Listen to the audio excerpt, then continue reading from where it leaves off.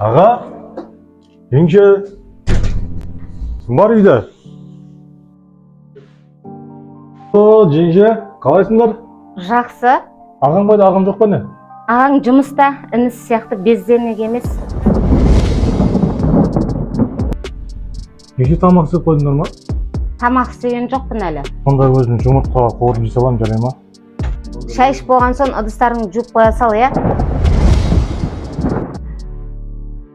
Қайным, тұрып ағаңа көмектеспейсің ба? Келін бала сені бекер тастап кетпеген екен ғой.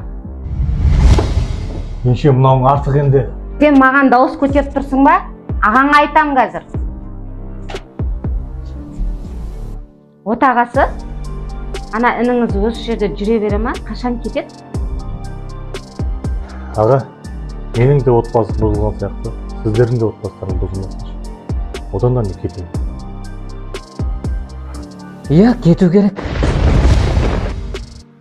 Бірақ інім сен емес, бауырдың ортасына ірткі салған. Мына қатын кету. Бауыр